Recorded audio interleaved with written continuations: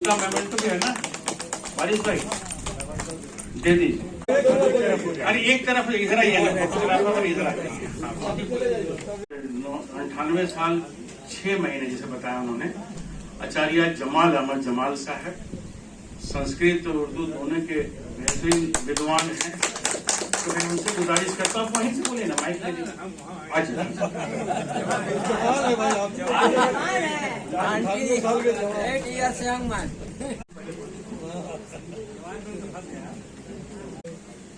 अस्सलामु अलैकुम।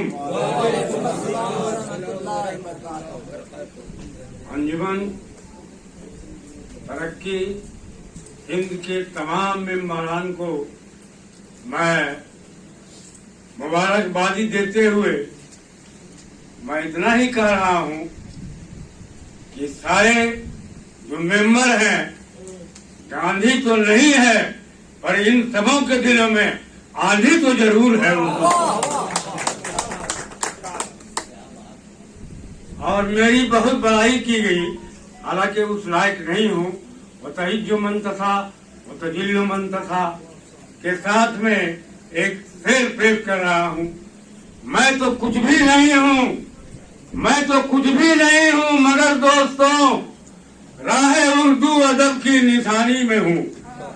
मैं तो कुछ भी नहीं हूँ, मगर दोस्तों राहे उर्दू अदब की निशानी में हूँ।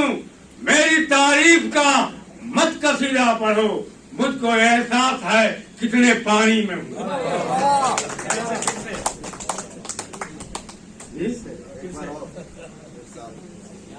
मैं तो कुछ भी नहीं हूँ, मगर दोस्तों मैं तो कुछ भी नहीं हूँ, मगर दोस्तों राहे उर्दू अदब की निशानी में हूँ। मेरी तारीफ का मत कसीदा पढ़ो, मुझको एहसास है कितने पानी में हूँ। बहरहाल आज का जो प्रोग्राम है और आज के जो यहाँ मेहमान के जो लिस्ट में नाम आए हैं तो नहीं, मगर उनके हवाले से भी मैं कथा पेश कर रहा हूँ। जरा गौर कीजिए कि आपने जो फॉर्म दिया है, तत्काल कोटा का शायर हूँ और तत्काल कोटे के हवाले से मैं कुछ कर रहा हूँ। हजरत मंसूर आलम सरपरस्ते आला है, आज मेहमान है नदीमुल हक भी और जावेद खान।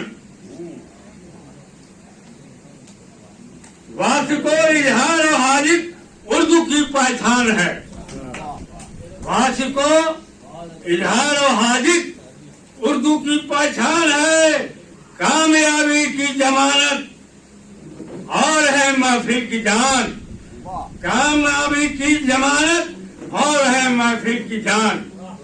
महाराज ये तो एक मामला था तो चलता ही रहेगा, मगर रफी अनीस साहब के हवाले से मेरा 2 इंटरव्यू है, तो शायद मैं उन इंटरव्यू को सामने लाऊं। जो असल बात है तो उनसे हमारी पहली मुलाकात 1982 में शिक्षा दल में हुई। मैं हिंदू मुसलमान एकता के संबंध से तमाम धार्मिक ग्रंथों के हवाले से उदाहरण दे रहा था। कभी मैं कुरान से ले रहा था उदाहरण, कभी रामायण से, कभी गीता से, कभी वेद से, पुराण से। तो जब मैं प्रवचन दे रहा था तो वो बहुत गौर से मेरी शक्ल की तरफ वो देख रहे थे। मुझे ऐसा लग रहा था कि मुझसे जरूर कुछ न कुछ सवाल करेंगे। बहरहाल तमाम होने के बाद जब मैं मंच के नीचे आया तो मेरे सामने आके खड़े हो गए, तो कुछ बोलना ही चाह रहे थे कि मैं ही पहले उनसे बोल दिया कि हजरत आपके खूबसूरत नाम से तो मेरी पहचान नहीं है, मगर आपकी शक्ल ऐसी बता रही है कि जैसे आप मुजफ्फरपुर की लीची हो। तो बहुत खुश हुई कि क्या कर दिए, मैं तो वहीं से जन्म लिया हूँ, मैं मुजफ्फरपुर का ही हूँ। तो मुझसे कहा कि आप कहाँ है, तो मैंने कहा कि मैं गया गौतम धाम से आया। तो वो पूछा कि आप क्या करते हैं यहाँ? तो मैंने कहा कि सर मैं तो यहाँ दाल भात तरकारी बेचता हूँ। तो कहने लगे कि आप संस्कृत कुरान और वेद पुराण की बात कर रहे थे, अब बोल रहे हैं कि दाल भात तरकारी बेचते हैं। तो मैंने कहा कि वो मेरा इल्म है और दाल भात तरकारी मेरा कारोबार है। अगर मैं बिल्कुल ऐसे बताया कि ये मेरा 2 हाथ है, एक हाथ से मैं एजुकेशन का पिलर बनाता हूँ, तो दूसरे हाथ से मैं कारोबार को आगे बढ़ाता हूँ। अगर इस पर दोनों पर ब्रिज बनाया जाए तो ब्रिज बहुत मजबूत होगा और उसमें पेंशन नहीं, बिल्कुल लाइफ फ्री लाइफ होगा। और वही मैं कर रहा हूँ जो इस उम्र में भी अभी खट के खा रहा हूँ।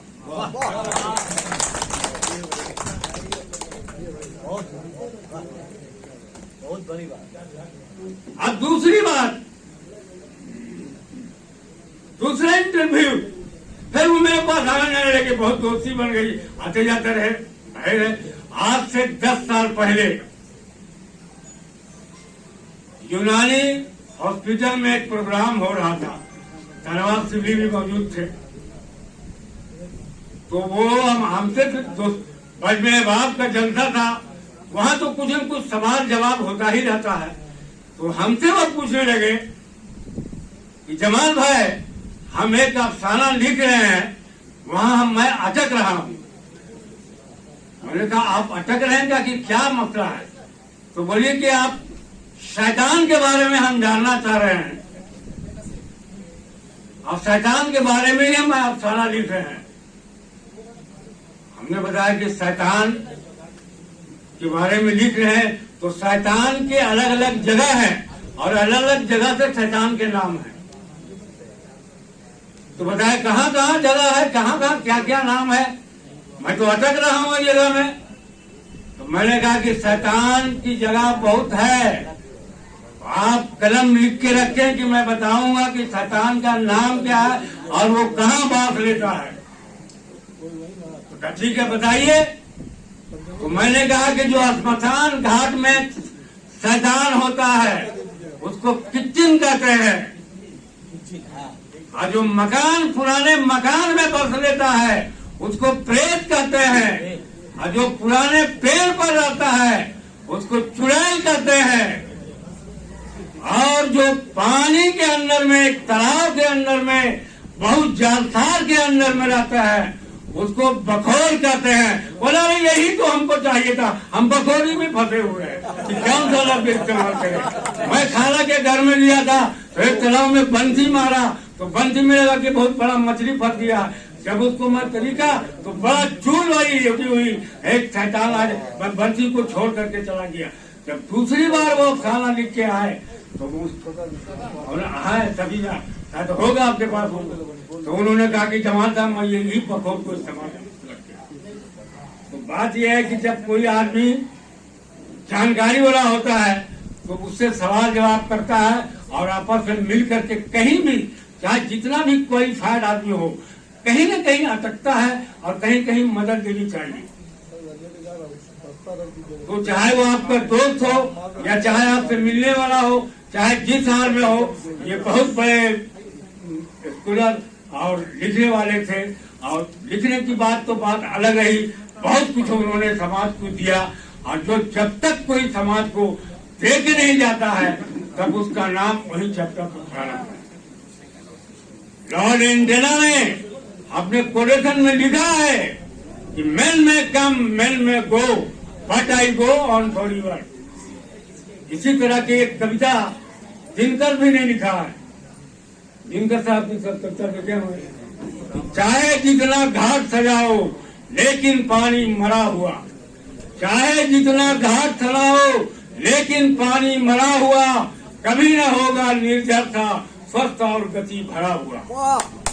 जब तक आदमी को किताबी शकल में दुनिया वालों को देख नहीं गया तो अब IAS बन जाइए, IPS बन जाइए, स्कॉलर बन जाइए, जज बन जाइए, 40 साल आपकी याद। लेकिन आपने समाज को कुछ दे के किया तो जब तक किताब के पन्ने रहेंगे, जब तक किताब रहेंगे और उसके साथ आप अमर रहेंगे। तो ये हमारे अनिल साहब के लिए जो कुछ भी किया जाए तो बहुत है। मैंने इनके नाम से एक नज्म लिखा है, अगर कभी कोई किताब का खरीद करना चाहेंगे तो मैं उनके हवाले करूंगा उनको। हाँ, तो आप हमसे लीजिएगा, हम मेरे पास है। अफसाना लिखने वाले और एक कहानी लिखने वाले, दोनों का 2 चैप्टर है। कहानी लिखने वाले कहानी जो सच्चाई के साथ होती है वो लिखते हैं, लेकिन अफसाना लिखने वाले जो लिखने वाले होते हैं उनको अंदर से ऐसा लगता है कि बिल्कुल सच्चाई के साथ तो वो लिख रहे हैं, सच्ची बात है, लेकिन ऐसी बात है नहीं, उनकी कला की देन है कि सच्चाई की तरह ढाल देते हैं। तो ये कला था अनिल, ये कला था उनमें। उन्होंने बहुत कुछ मेरे साथ वक्त दिया, बहुत कुछ सीखने का मौका भी मिला और बहुत कुछ सिखाया भी उनको। मैं कई बार ऐसा मेरे साथ बनता रहा कि 1982 से लेकर अब तक रहा। तो इस तरह से हर एक इंसान जो है कुछ नहीं है, एक कला है, इसको आदमी को समझना चाहिए कि बस वो क्या है और कैसे क्या करना है। अगर आप मजबूत हैं अपनी भाषा से तो बिल्कुल भाषा आपकी मजबूत ना करेगी। और किसी भी भाषा हो, भाषा साहित्यकार कभी मरते नहीं है, उन्हें अमर लगता है। संस्कृत का एक श्लोक है, चाहितेन साहित्य सह साहित्यज्ञ, जो साहित्य की मदद करता है सचमुच वो साहित्यकार है। चाहे वो हिंदी का साहित्यकार हो या उर्दू का हो या बांग्ला का हो, अंग्रेजी का हो, किसी भी हो, जो डेवलपमेंट ऑफ एजुकेशन चाहता है उसकी पढ़ाई हमेशा होती रहेगी, वो हमेशा जिंदा रहेंगे। आज भी रफी अली साहब हमारे साथ हैं और रहेंगे। आप बहुत अच्छा लगा यार साहब क्या ऐसा प्रोग्राम बनाया, इसको मैं आप सब लोगों को जितने भी सब आए हुए हैं मैं हार्दिक बधाई देता हुआ आपकी नजरों से ओझल हो रहा हूँ। फिर मिलूंगा, खुदा हाफिज। आपका ही जमाल अहमद जमाल।